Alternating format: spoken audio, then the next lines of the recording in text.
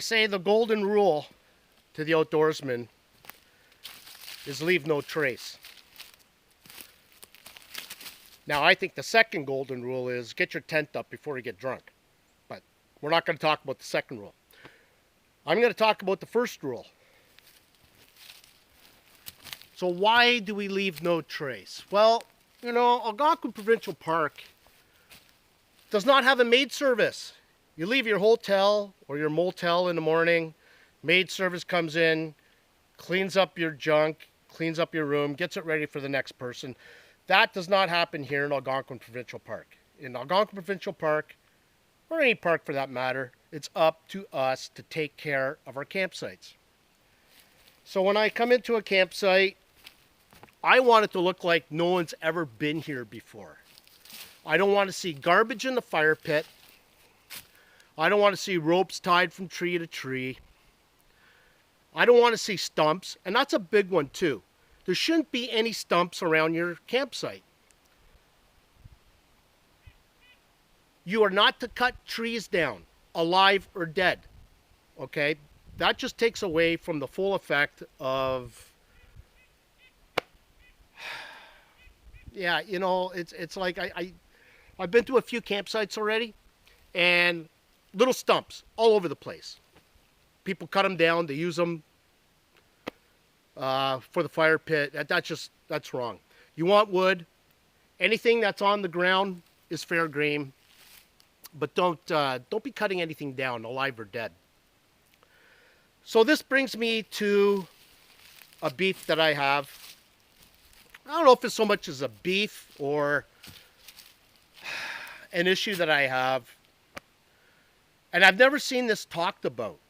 You know, I go on YouTube, I see all kinds of people talking about things that upset other people, about the care about, you know, the care about campsites. But I've never seen anybody really talk about this. I came up on this campsite, and there are nails in these trees all over the place. And I get it. People put nails in trees because they want to hang things up. And I get that. I like to hang things up too. But unknowing of what I was doing when I was walking around these trees, one of the nails caught me on one of my plaid shirts and tore it right open. I'm clumsy or whatever.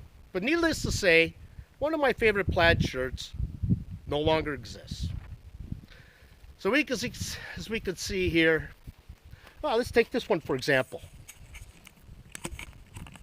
Try to do this. We got 1 nail, 2 nails, 3 nails, 4 nails, 5 nails. This is actually a roofing nail.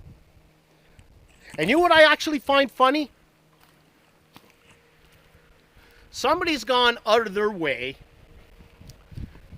and drove 3.5-inch decking screws into these trees. Oh, maybe I can zoom in. I don't know. Maybe you can see it. That is a decking screw. That's a boat in the water. Anyway. So what did somebody do to put that screw into a tree? Did they actually bring a drill out here? Or did they actually kind of take way too much time with a screwdriver trying to drive this screw with no pre-drilled hole into a tree? And that's not the worst of it. I've counted at least 6 of these around the campsite. And including nails, there's at least 20, 25 nails in all these trees. I can't wrap my head around that one. Now, I'm no tree biologist. I don't know if putting nails in trees actually hurts these trees. But if you think about the leave no trace, nails like this, and the other ones I've showed you, this is one big honking nail. That's a trace. That tells me people have been here. When I come up on a campsite, I want it to look like no one's been here before. That's the whole point of backcountry wilderness. Over here, I don't know if you can see it. I got a decking screw here. That's a pretty long one. I did manage to pull one out, and it turns out to be about 3.5 feet. I've got one back here. Now all this rope, hell, I got another decking screw here. They're all over the place. Now all this rope is my doing. We basically just used a rope to put up a tarp. We utilized this big honking 10-inch nail. It's probably about 12 inches. We utilized it for the tarp. But if that nail wasn't there, we don't need it. We never would have used it. So I think it's a little ridiculous. You really don't need it. So I am going to provide a little bit of information on what you can do without using nails. I brought along with me some twine, and the twine is great because this kind of twine is biodegradable. If for some unknown reason you left this on the tree, at some point it would disintegrate. It's biodegradable. It's safe.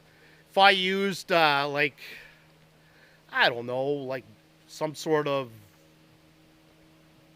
rope that's not biodegradable and you left it on the tree, well, that's just as bad as leaving a rope from tree to tree. Like, it's not necessary.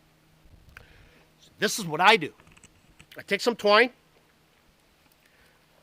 I wrap it around a tree, maybe a couple of times, and I use beaners. Now, I had a friend ask me, says, Jim, why do you have so many beaners? I got about 50 little beaners, the non-climbable beaners. These are just ones that I use for little jobs. I use them on my bike trips as well, and they're handy. I find they're useful for a lot of things. So this is what I do.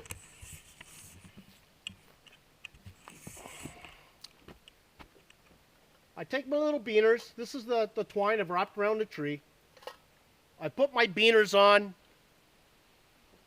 and I make sure that the part that, I don't know, what do you call it?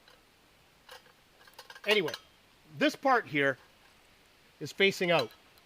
So all I got to do is just, I hang all my stuff here. I've got my big water bottle, it's full of water. I got my cups, my measuring cups, knives, another knife, spoons, spatula, my cup. I got a cast iron skillet, which I used to make bannock. I got my Kripke bowl. Maybe some other things that didn't have to be here, but I hung it up. But I got all these beaners. I am not putting holes in trees. Even this tree has a few nails on the other side. I got my coffee maker. I haven't used it yet, but I thought I'd try it out. So, no, I just hang it here. It's a lot better than putting nails in trees. You put a nail in a tree, you hang one item. You got 6 or 7 items to hang. You're putting up 6 or 7 nails in that tree. I've got about 14 beaners on this tree, and I'm hanging everything on it. And I'm not hurting the tree, and nor am I leaving it when somebody else comes to this campsite. They're not going to be annoyed with all these nails. I mean, some people are, some people aren't. And I just think it's unnecessary, but I like my method. It doesn't matter how much weight you got on here, okay? This twine is not going to slide down the tree. Once it's on there and there's enough weight, it's not going to slide down. So I can hang as much weight as I want, and I'm not going to have any issues with this. And when I'm done, we're packing up to go home. All I do is take a knife, cut it off, and I'm not leaving any nails behind. And nobody's getting hurt. I mean, that nail could have definitely gone through my skin as well. So maybe I'm clumsy, but That's my beef on things. So I'm hoping this video actually, or this segment of my video,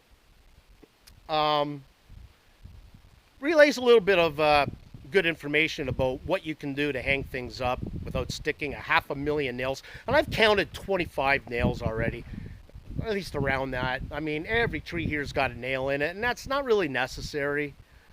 So, yeah, try this out. It's really cool. I love it. You're only using one tree. You got all your stuff hanging here. You got a lot of weight there, and it's not there when you leave for the next person. So